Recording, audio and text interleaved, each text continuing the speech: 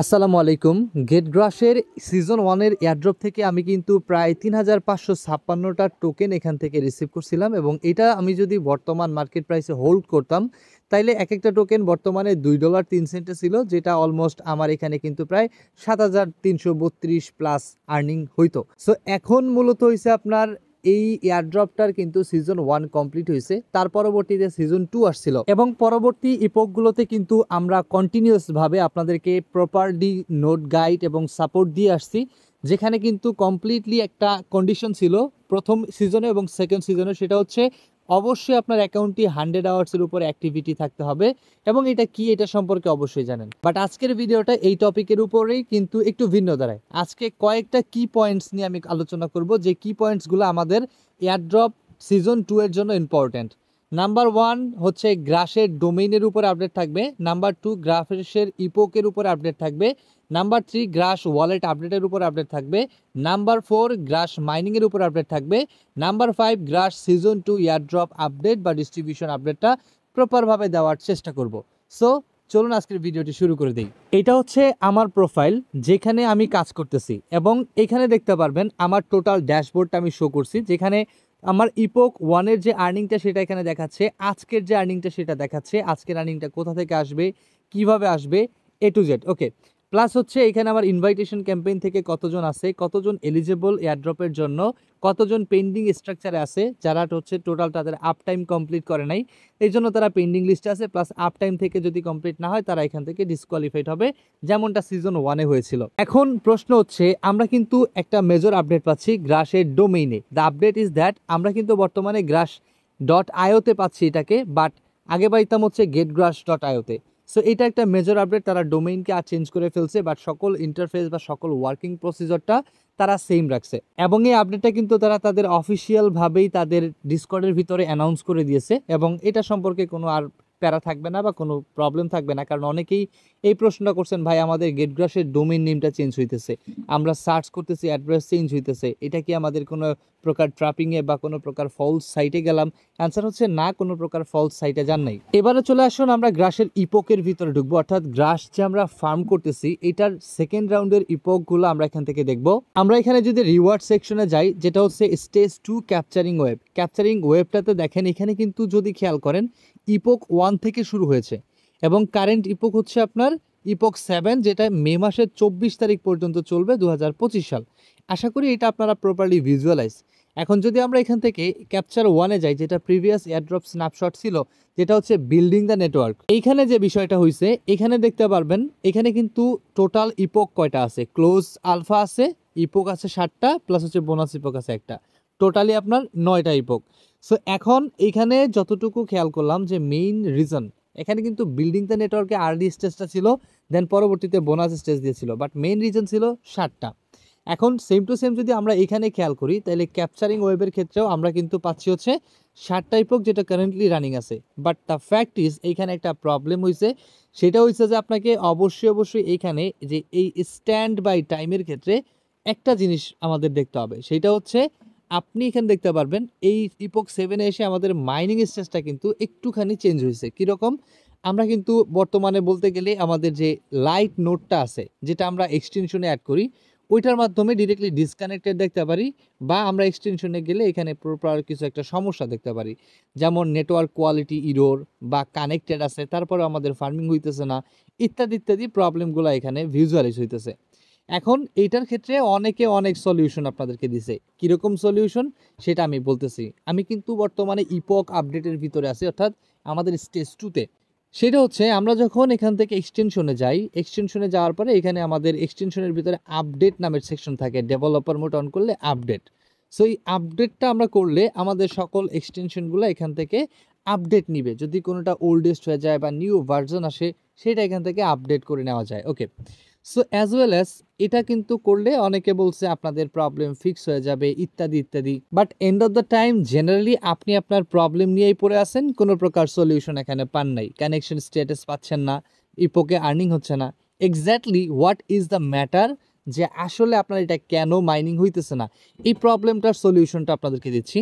এইখানে মূলত আমাদের প্রবলেমটা হচ্ছে আমরা যে ডিভাইসটাকে কানেক্ট করতেছি এই কানেকশনটা আমাদের লো আছে, অর্থাৎ স্লো কানেকশন আছে। এই জন্য আমাদের এখানে কানেকশন স্ট্রিংটা ডিসকানেক্টেড থাকে।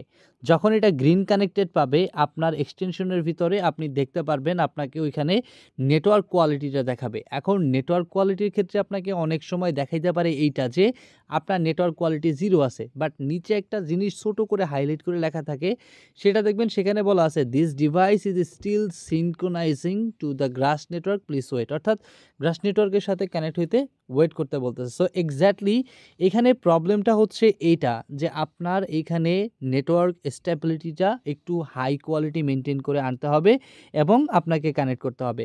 অনেকে এটা বলতেছে যে গ্রাস এক্সটেনশন অফ করে দিছে, নোড রান করছে। এটা সম্পূর্ণ একটা ভুল কথা। কারণ হচ্ছে গ্রাসের নোড একটা ফাংশনালিটি, ওয়েব এক্সটেনশন একটা ফাংশনালিটি, এবং তারা অ্যাপ্লিকেশন অর্থাৎ অ্যান্ড্রয়েড বা iOS অ্যাপ্লিকেশন লঞ্চ করবে, সেটা তাদের একটা ফাংশনালিটি। সো এইখানে আপনাকে এইটা ডিসক্লোজ করে ওইটা আপনার আনডিসক্লোজ করছে, এইটা সম্পূর্ণ কোনো প্রকার কোনো অথেন্টিক সোর্স নাই, একদম ফুললি একটা ইউজলেস কথাবার্তা।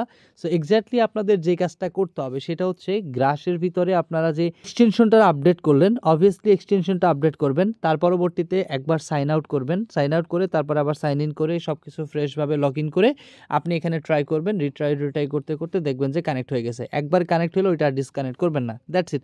এটাই হচ্ছে আমাদের কানেকশন স্টেবিলিটির প্রবলেমের সলিউশন। এছাড়া কোনো আদার্স কোনো সলিউশন যদি বলে ওইটা হবে না, এইটাতে হবে, ওইটা করা যাবে না, ওইটা বন্ধ হয়ে গেছে, এগুলো সম্পূর্ণ একটা ইউজলেস কথাবার্তা, এগুলো নিয়ে কোনো কাজ এখানে হবে না। ওকে, সো আমি যেটা আপনাকে দেখাইলাম ওইটাই হচ্ছে এটার মেইন অ্যান্সার। এর পরবর্তী যে আপডেট আসে, অর্থাৎ আমরা কিন্তু অলরেডি গ্রাস ডোমেইন চেঞ্জ, গ্রাস আমাদের মাইনিং আপডেট, গ্রাস ইপোক আপডেট এটা কমপ্লিট করেছে। যেখানে ইপোক আপডেটের ফাইনালাইজ আপডেট হচ্ছে আমরা এখানে কোনো প্রকার এক্স্যাক্ট আপডেট পাই নাই যেটা আমাদেরকে এক্স্যাক্টলি বলতে পারবে যে আসলে গ্রাসের ইপোক 7-এ এন্ড হবে। কারণ আমরা এটা সম্পর্কে ডিসকাস করার ট্রাই করছি তাদের ডিসকর্ডে বা তাদের টিমের সাথে, বাট আমরা কোনো প্রকার কন্ট্যাক্ট তাদের কাছ থেকে পাই নাই। আমি যখন তাদের সাথে কন্ট্যাক্ট করতে গেছিলাম অনেকবার ট্রাই করছি, বাট তাদের কোনো অফিসিয়াল কাউকে পাই নাই। বাট একজন অ্যাক্টিভিটিস্ট হিসেবে উনিও যে মতবাদ দিল আমার সাথেও সেম টু সেম মিলল, যেটা হচ্ছে উনিও বলছে যে মানে এখানে 100% শিওর যে epoch is not going to be last on. And আমরাও জানি যে আমাদের ফার্স্ট ইপোকেও কিন্তু অলমোস্ট 9টা ইপোক হয়েছে, বোনাস ইপোক সহ। So that's it. এখানে কিন্তু এইটা প্রশ্নই আসে না যে আপনার সেকেন্ড অর্থাৎ ফাইনালাইজ স্টেজে সে 7 ইপোকে শেষ করবে। কারণ একটা আইটারেশন যখন তৈরি হয়, অর্থাৎ যখন আপনার একটা প্রজেক্টকে স্ক্রাম ভার্সনে বা স্ক্রাম মোডে নিয়ে যাওয়া হয়, তখন কিন্তু স্ক্রাম মোডটা একটা অ্যাক্টিভিটি সিকোয়েন্স অনুযায়ী কাজ করে। এখন স্ক্রাম মোডটা কি এটা সম্পর্কে যদি না জানেন আমি আপনাদেরকে বলি, একটা প্রজেক্ট স্ট্রাকচার হচ্ছে এটা। এই প্রজেক্ট স্ট্রাকচারটার মেইন ভিশন হচ্ছে একটা প্রজেক্টকে বিল্ড আপ করা, যেখানে অলরেডি যতটুকু বিল্ড আপ হয়েছে ততটুকু ভিজুয়ালাইজ হবে ইউজার ইন্টারফেসে, এবং পরবর্তীতে আপনার সিকোয়েন্ট বাই সিকোয়েন্টলি স্প্রিন্ট আকারে ডিভাইড হবে।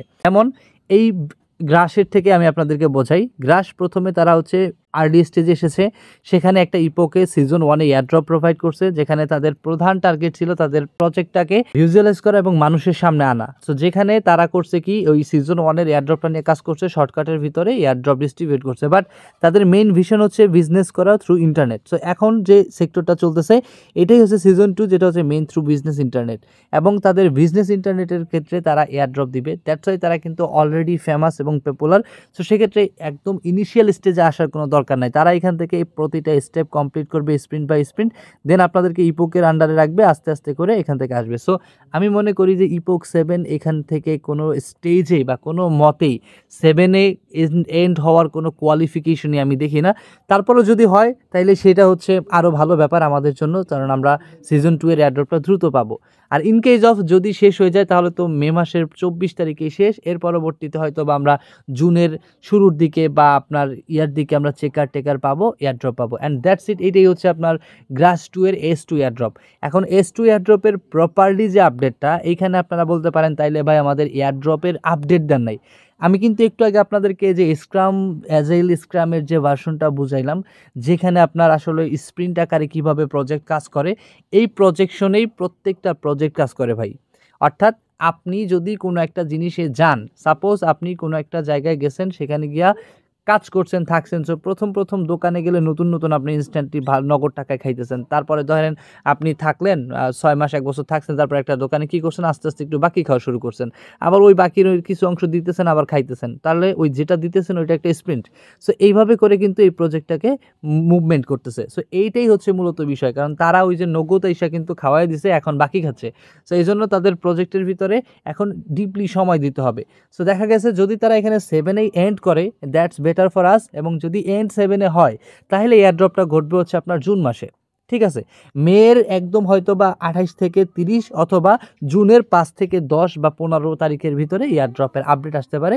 অ্যান্ড এইটাই হচ্ছে গ্রাসের ফাইনাল আপডেট, যেটা একদম অথেন্টিক পিওর। যদি বলে যে 25 তারিখ 26 তারিখ এয়ার ড্রপ দিবে বা এই মাইনিং সাথে শেষ, এইটা যদি কেউ বলে তাইলে বলবেন যে এক্স্যাক্টলি যে মাইনিং ইপোক সাথে শেষ হবে এটার কোনো সোর্স আপনার কাছে আছে কিনা, যদি থাকে তাহলে সেটা ভিজুয়ালাইজ করতে বলবেন। ওকে, সো দ্যাটস ইট, এটাই ছিল আজকের ভিডিও। এখন প্রশ্ন আসতে পারে যারা নতুন তারা কি আসলে গ্রাসে কাজ করতে পারবে? অ্যান্সার হচ্ছে হ্যাঁ পারবে, বাট তাদের এখানে সিজন 1, 2 এবং সিজন 3ও আছে।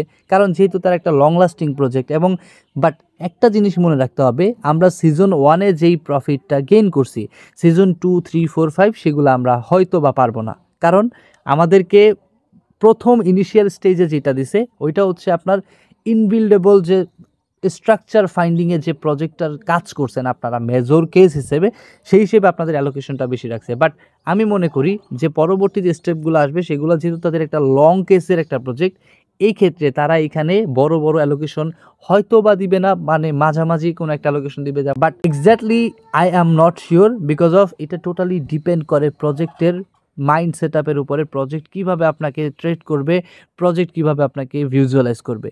সো দেখা হচ্ছে আপনার সাথে পরবর্তী কোনো একটা ভিডিওতে। ততক্ষণ পর্যন্ত ভালো থাকবেন। সলিউশন স্পার্কের ইউটিউব এবং টেলিগ্রাম কমিউনিটির সাথেই থাকবেন। আল্লাহ হাফেজ।